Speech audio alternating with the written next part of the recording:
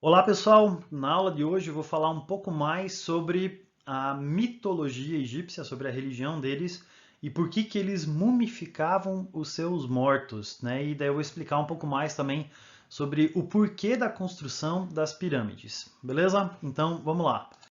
Só lembrando as coisas importantes do Egito, né? O Egito ele é conhecido como uma civilização fluvial porque ele se desenvolveu ao longo do rio Nilo. Todos os anos o rio Nilo transborda nas enchentes sazonais, o que deixa as terras férteis e permite o desenvolvimento da agricultura. No começo você tem um período nomástico, vários vilarejos diferentes. O Egito se divide entre Baixo Egito e Alto Egito. Menes I unifica os dois, se transforma no primeiro faraó, o primeiro governante do Egito dinástico. E o Egito dinástico ele tem três fases: Antigo Império, Médio Império e Novo Império. Antigo Império é o período das grandes obras do Egito. Médio Império é o período da invasão dos Ixos. Os Ixos, que conheciam o ferro e o cavalo, conquistam o Egito. E Novo Império é quando você tem a restauração egípcia, quando os egípcios expulsam os Ixos e vão conquistar novas terras para tentar criar um estado tampão, né? Tentar criar um escudo de proteção para evitar invasões estrangeiras. Agora, a crença dos egípcios, ela é conhecida, né, a religião dos egípcios, ela é conhecida como politeísta antropozoomórfica. Então vamos lá, nós temos 5 palavras gregas aqui. Tá? Então, primeira palavra, poli. Poli em grego significa muitos, vários. Teístas vem de theos, que significa Deus. Então eles eram politeístas, o que significa que eles acreditavam em vários deuses. Esses deuses, eles eram antropozoomórficos. Antropos, em grego, significa homem. Zoo significa vida, zoe, né? E zoo, além de vida, também pode ser um sinônimo para animais, né? Tanto que a palavra que a gente tem em português para o lugar onde é que você tem os animais é zoológico. E morfos significa forma de.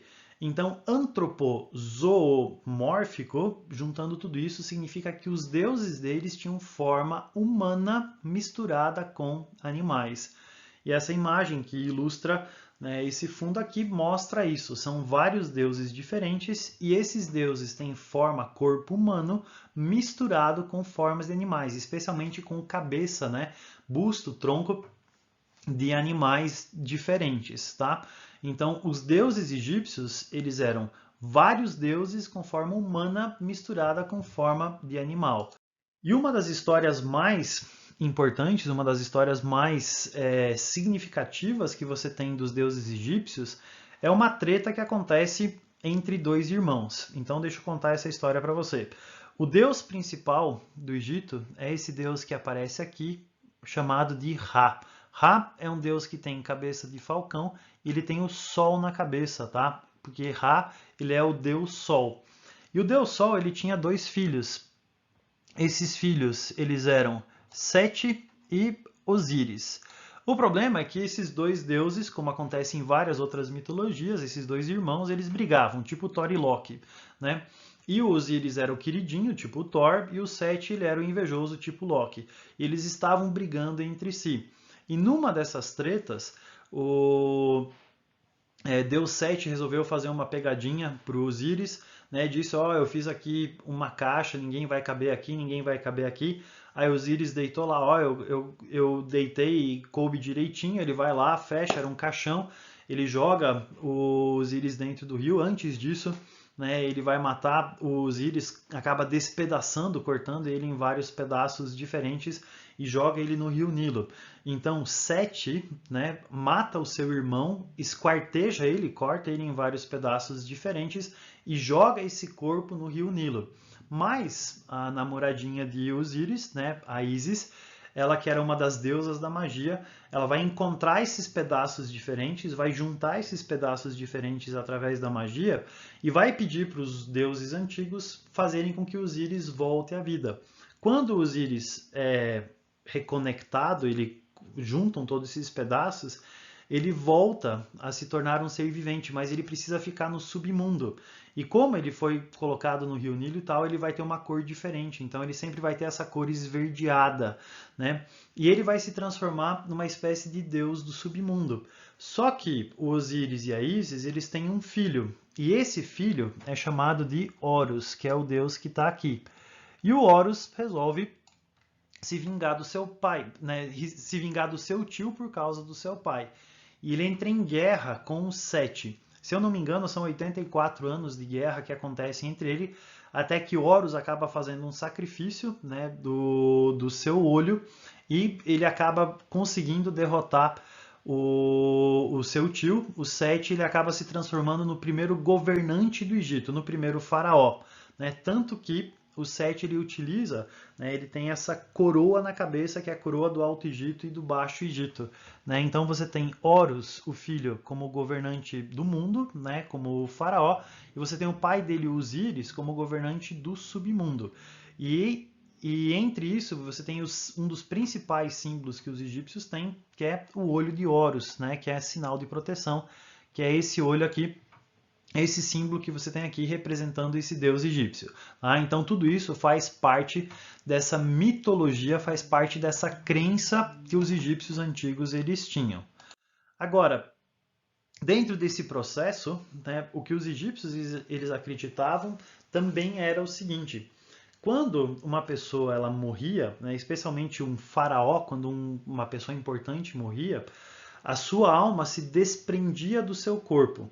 Mas eles acreditavam que essa alma ela iria, né, para um outro mundo. Para isso, ela iria ser apresentada diante do tribunal de Osíris e ela ficaria nesse outro mundo até que um dia ela voltaria para o seu corpo. Ela precisaria identificar o seu corpo e ela voltaria a habitar o seu corpo.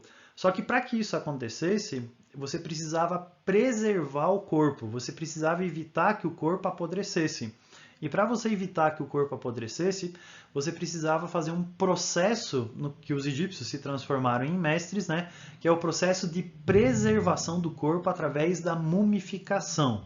Então, o que os egípcios desenvolveram? Eles desenvolveram uma série de técnicas que tirava a água do corpo, que desidratava esse corpo para que ele fosse preservado. Então, como é que eles faziam isso? Primeira coisa, você não pode abrir toda a barriga da pessoa para tirar todos os órgãos. Não pode fazer isso, porque o corpo, principalmente o corpo do faraó, era algo que era sagrado. Então, eles faziam um pequeno cortezinho aqui na lateral. O sacerdote que fazia isso com uma lâmina de obsidiana ou com uma pequena lâmina de cobre, ele tinha que sair correndo, porque os outros tinham que bater nele, porque ele estava violando algo que era sagrado, fazia um ritual de purificação e depois voltava. Eles, através desse corte, eles tiravam os principais órgãos que você tem na tua cavidade e eles guardavam esses órgãos, os principais órgãos, eles guardavam em pequenos vasos, como esses vasos que aparecem ali, são chamados de vasos canópticos, onde é que eles colocavam essas vísceras, né, os 4 principais órgãos que eles guardavam lá dentro. Além disso, eles tiravam algumas coisas pela boca, né, então eles puxavam a língua para fora, e um outro negócio que eles precisavam tirar é o cérebro. Só que para eles acessarem o cérebro, a forma como eles faziam isso era através do nariz. Então, um dos caras introduzia no nariz uma pequena hastezinha de metal, quebrava o fundo do nariz num ossinho, colocava um ganchinho lá dentro, punçava, puxava o cérebro para fora, liquefazia ele, ia puxando pedaço por pedaço, raspavam bem, enchiam com vinho, liquefaziam tudo lá e depois eles enchiam com cera de abelha. Tá? Depois, esse corpo que já teve suas vísceras tiradas, língua, tirado o cérebro e tal, esse corpo ele era misturado, ele era colocado numa mistura de sais chamado de natrão, tá? Ele ficava mergulhado lá uns 3 meses mais ou menos, e nisso ele desidratava, ele encolhia de tamanho. Então as múmias têm em média 1,25, 1,30 mais ou menos de comprimento. Depois que o corpo estava bem seco, eles colocavam bandagens de linho, colocavam os amuletos, né? Dentro da múmia eles deixavam o coração, tá? Que era o único órgão que ficava dentro da pessoa. Eles colocavam alguns amuletos também na cavidade, na barriga. Eles colocavam faixas, amuletos, faixa, amuletos. Depois disso, eles colocavam ele numa urna, colocavam dentro de um caixão que representava aquela pessoa como ela era em vida, e depois colocavam isso em um outro caixão, né, com várias camadas diferentes. Tudo isso para você preservar o corpo daquela pessoa para que quando a alma voltasse, ela reconheceria qual que é aquele corpo e aquele corpo voltasse a viver. Tá? Além disso, você tem um processo que é o processo do julgamento de Osíris. Então, o que é esse julgamento de Osíris? Lembrando que Osíris é o deus do submundo, é o deus que vai julgar a pessoa, a alma da pessoa que está querendo ir para o outro lado, está querendo ir para o submundo. Então, esse papiro que você tem aqui, ele mostra esse julgamento. Então, você tem o Osíris aqui com a Ísis do lado, né? Lembra que o Osíris está esverdeado, ele tem os dois símbolos de poder, né? O cetro e o mangal. E uma das principais coisas que você tem aqui, nesse julgamento de Osíris aqui, é o que aparece nessa partezinha aqui. Então aqui você tem um deus chamado de Anubis que está conduzindo o morto para o julgamento, e nesse julgamento eles vão pesar o coração da pessoa. Então, o coração da pessoa ele vai ser pesado e vai ser comparado com uma pena, que é chamada de a pena de Maat, a pena da verdade.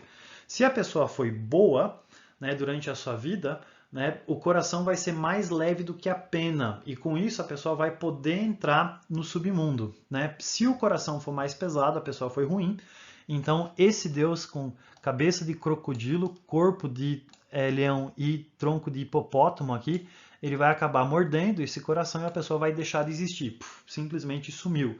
Tá? Então, para preparar a pessoa para esse julgamento, para as perguntas que vão ser feitas, cada um dos mortos encomendava um livro dos mortos. Então você tinha um documento que era uma espécie de cola, um questionário com as respostas, dizendo que se você for perguntado por isso, você responde isso. Se for perguntado por isso, você responde isso. Se for perguntado por isso, você responde isso. Tá? Então esse era o livro dos mortos que dizia o que você tinha que fazer no tribunal, no julgamento de Osíris.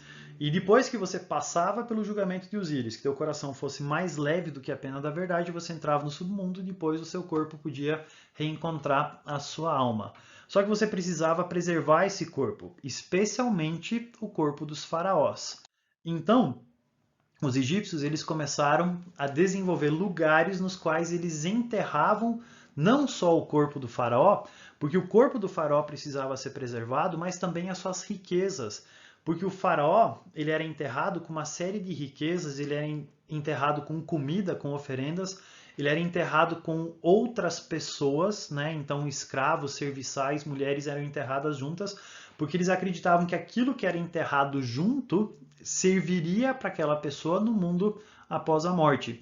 Então, o primeiro lugar que os egípcios começaram a enterrar os seus mortos dos faraós é conhecido como Vale dos Reis.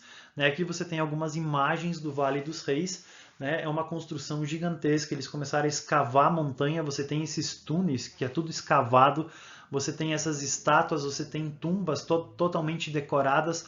Tudo isso era utilizado para você enterrar os corpos dos faraós e as suas riquezas. Só que esses lugares começaram a ser saqueados. As pessoas começaram a ir atrás desses lugares para tirar as riquezas, para tirar os tesouros que haviam sido enterrados lá. Então os egípcios começaram a desenvolver um outro lugar para enterrar os seus mortos. E o primeiro lugar é chamado de mastaba. A mastaba é um projeto de pirâmide. Então você tem nessa imagem aqui, você tem o que era a aparência exterior, não parece uma pirâmide, mas essa parte exterior ela era uma entrada, então você tinha a entrada, você tinha um túnel subterrâneo e lá embaixo você tinha a tumba do faraó. Então nessa câmara funerária eles enterravam o corpo, esse poço funerário eles soterravam e depois a mastaba ficava como uma espécie de proteção. Então com isso eles queriam proteger o corpo do faraó e também proteger as riquezas que haviam sido enterradas com ele. E essa mastaba vai evoluir para as pirâmides. Então, as pirâmides mais conhecidas de todas são essas que aparecem aqui em cima, a Kelps, Kéfros e Miquerinos. Elas estão todas alinhadas de acordo com a posição das estrelas. Você tem várias outras pirâmides, tem mais de 100 pirâmides no Egito. Algumas são menores, algumas são em forma de degrau, como essas que aparecem ali na frente, que elas não têm a face reta, mas são degraus diferentes. E essas pirâmides são um dos grandes mistérios que você tem da humanidade. Então, como que elas foram construídas, como que os egípcios tinham conhecimento matemático, tecnologia para fazer tudo isso, são respostas que nós ainda não temos. E os egípcios conseguiram construir essas obras, e o grande objetivo dessas obras era proteger o corpo dos faraós e também as riquezas que eram enterradas junto com eles. É para isso que serviam as pirâmides. As pirâmides eram tumbas, túmulos dos faraós, nas quais os faraós eles eram enterrados. No começo da história do Egito, somente faraós e pessoas importantes elas eram mumificadas. Mas com o tempo o processo de mumificação foi se popularizando e no final você tinha até escravos e até animais de estimação, você tem uma série de gatos que eram mumificados também. Então o processo de mumificação vai se popularizar também, certo? Tudo isso faz parte da crença do Egito Antigo, que era politeísta, antropozoomórfica e acreditava nessa vida após a morte que você conseguia alcançar através desse processo de mumificação. É isso daí, pessoal. Abraço!